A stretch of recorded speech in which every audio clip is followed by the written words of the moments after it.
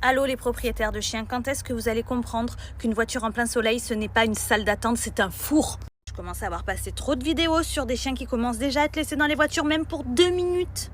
Pour ceux qui n'ont toujours pas compris, faites l'expérience vous-même. Oui, vous-même.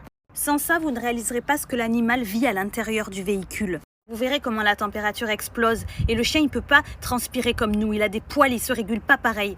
Le chien, lui, il vit un moment de panique, de surchauffe, de langue qui gonfle, des organes qui essayent de résister par cette chaleur écrasante. Vous verrez en faisant l'expérience que l'air devient suffocant, que la chaleur est écrasante, insupportable. Le chien, lui, il dépend totalement de votre intelligence, de votre responsabilité. Arrêtez avec les « Oh non mais juste 2 minutes, je vais acheter une baguette de pain ». Alors t'en as, ils vont carrément faire du shopping, des courses.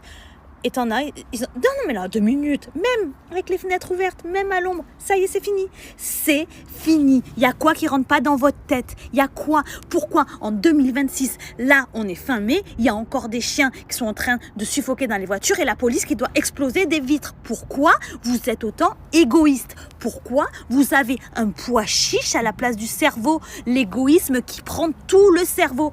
J'ai pas la force de vous parler gentiment à ces gens-là. J'ai pas la force en fait. Je vois passer des vidéos, des flics qui explosent les voitures pour faire sortir des chiens en train de mourir. On est fin mai, il fait chaud, ça y est, l'été, c'est comme s'il avait commencé. Bande de sales égoïstes. J'ai envie de vous insulter. Je vous jure, je peux pas le dire gentiment en mode, faut vraiment commencer à faire attention. Allez vous faire foutre en fait. Restez-vous dans votre putain de voiture en plein cagnard. Ne faites pas subir ça à un être innocent qui dépend de vous. J'ai envie de vous prendre à coups de péchon pour vous faire réaliser ça. Je vous jure, c'est horrible de voir qu'il y a encore des gens qui laissent des chiens dans les voitures, quoi.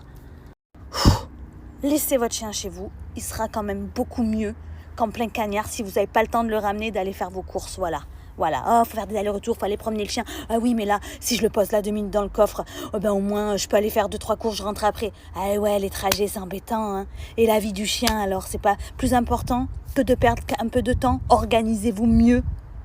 Là, c'est juste ça, une organisation, un peu de bon sens et d'humanité envers ces êtres qui dépendent de vous.